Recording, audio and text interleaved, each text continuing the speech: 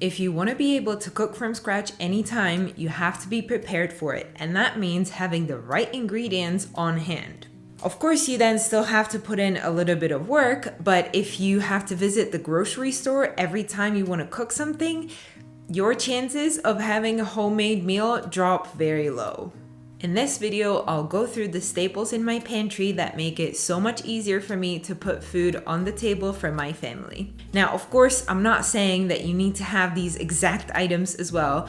I think it only makes sense to keep what you're using regularly, but this list could serve as an inspiration, and maybe you want to use one of these items a little more often since they all have a pretty long shelf life. Some of them can last even years. It just makes them super convenient to have on hand, and you can store a whole bunch. As always, I'm curious to know what you think. Which items from this list are in your pantry as well, and which other ones do you have? Let me know down in the comments. All right, first item on the list is milk. For me, there is nothing worse than waking up in the morning and finding out that there is no milk from my black tea. So that's why milk gets the first place in this list. Now, you might be wondering how come it's in my pantry list and not in my fridge list. Well, that's because I use a UHT milk, or the ultra high temperature processed, which is a process that makes the milk last for about 6 to 9 months, and it can actually be stored at room temperature. So that's why it doesn't have to be in the fridge. Of course, once you open the box, you do put it in the fridge, but until then, it can stay at room temperature, so that's why it's in my pantry. And of course, when it goes through this process, it does lose some of its benefits. Like, for example, you can no longer collect cream from it. I think some of the B12 vitamin content is lost as well, but I'm just willing to make any sacrifice for the long shelf life of the milk, because I just cannot risk the no milk from my black tea situation. Other than my tea, I also use it for oatmeal in the morning, scrambled eggs, and then almost every single sweet baking dish that I'm making. Next up, we've got pasta, rice, and potatoes. I grouped all those together as I use them in the same way, and that is as a side dish. I always keep a couple different kinds of pasta, penne, spaghetti, something maybe a little bit smaller for the baby, or something that could go into a soup as well to just make it a little bit more filling. For the rice, so far I've only used the regular white rice, but I would really like to try the brown natural alternative, as that's supposed to be a little bit healthier. So I just have to see how that tastes like. And then out of these three items, the potatoes are the ones with the shortest shelf life. Unfortunately, I don't have any cooler storage space for them. I just have to keep them in the pantry cupboard. If you do have a colder place, like a cellar or even just a room in your house that's cooler, then that should extend their shelf life a little bit more. But even though I don't have that space and they spoil relatively quickly, I still like to keep them just to have a good variety of choices for our side dishes. Number 3 on my list is onions. I usually have 2 kinds, your regular yellow onion and then the red onion. There are just so many meals that start with me browning onions, whether it's for sauces, soups, or scrambled eggs in the morning, which we have about 3 times a week. And on that one, I actually have an extra tip for you, because what I do, instead of browning an onion and bacon, which we add to it as well, every single time I'm making scrambled eggs, I actually do a whole bunch, and then I put it into these little ice cube containers, and I keep it in my freezer, and then every time I'm making scrambled eggs, I just pop 2 of those out, put them in the microwave. They are unfrozen or thawed out in 10 seconds in the microwave, and I save myself maybe 15 minutes of time every morning. So that's a pretty good deal, I think. Next up, we've got baking supplies: flour, sugar, baking powder, baking soda. I really enjoy baking, and so these supplies are a must for me. I make bread about once a week. I often do some sort of a pie or a cake that we like to enjoy for breakfast. Pancakes are also often on the table, some kind of savory baking as well for our main meals. There's just a lot of baking going on. Now, as for the flour, I have 3 different kinds. They are all wheat flour, but they have a different grade of the texture of the grain. I don't know how to explain it.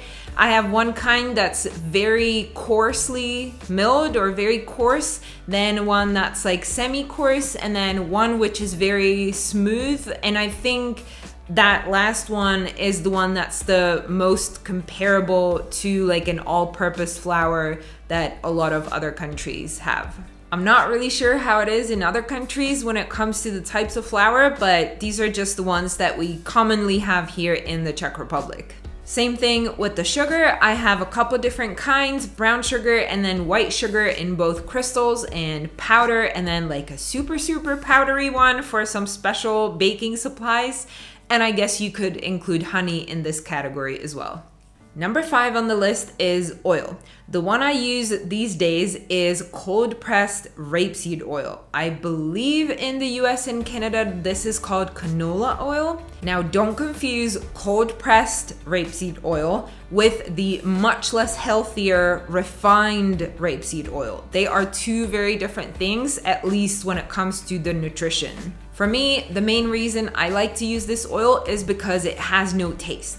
And since I mostly use oil in baking, it's pretty important for me that the oil is not detectable in the final result. I never liked the taste of the avocado and coconut oil or even olive oil. I mean, I like olive oil in my salads, not in my banana bread. So, yeah, that's why I tend to use this kind of oil instead.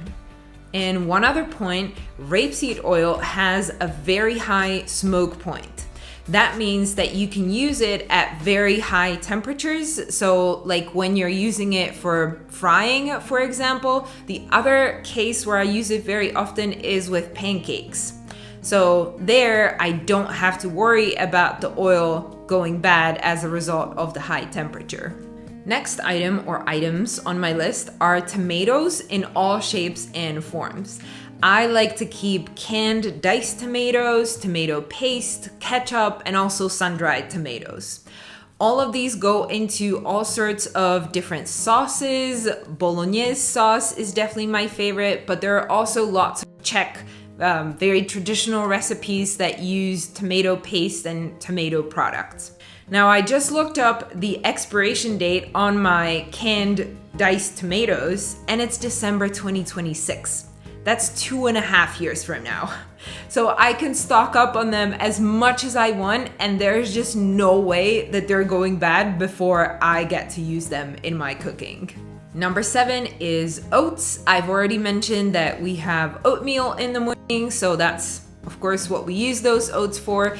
It's just that relatively quick go-to when I haven't really prepared anything and maybe we just don't have eggs, or for some reason we don't want to have scrambled eggs, or because I got some nice fresh fruit to go on top of that oatmeal. If I don't have fresh fruit, I also like to do my mashed apples. I will also use the oats when I'm making pancakes and maybe some other baking here and there as well. Item number 8 is baby snacks. Ever since my baby started eating solid food, I realized how important snacks are. And even though I have called this category baby snacks, everything that's in it, I eat for a snack as well. So technically it's just a snack. But what I have in there is gingerbread cookies. I really like to make a sourdough version where I got the recipe from Lisa from her website Farmhouse on Boone. So I like to use those a lot. I usually make like a batch of 40 cookies, and then that will last us for 2 months. Every now and then I also get a big bag of apples or sometimes pears, and I will mash those and preserve those in little jars. And then that mix will serve us really great either as a snack to go with yogurt maybe, or as I mentioned previously, with the oats into our morning oatmeal.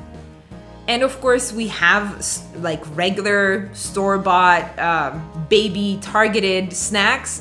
But the thing is, my baby doesn't really like those. So we don't really go through a whole lot of them. So it's still a pretty big stack in my pantry storage. And last item number 9 is legumes. I hope I pronounced that correctly. Beans, lentils, chickpeas, all that sort. So I've put those last because I actually don't use them a whole lot, but I would like to, because we all know that they're supposed to be good for health, so I would like to use them more in my cooking. So since I have them in the house, I feel like that's the first step in me trying to incorporate more of them into our diet. The next step is me finding a good recipe that we like, where I'm just adding a little bit of them. I've already started doing this a little bit more with beans, where we have some kind of like a Mexican-ish inspired meal, and then the beans go into that. But lots of the others, I just haven't found something that we would all enjoy. But it's just a matter of me focusing a little bit more on this and figuring out what that one thing or two things, 2 meals are, and then just incorporating those into our weekly schedule. All right, and that was it for the list of my pantry staples. As I mentioned in the beginning, I would love to hear from you what you think about this list, so let me know down in the comments below. And if you missed last week's video that was all about what I keep in my freezer, you can check that video out next, and I'll see you next week. Bye.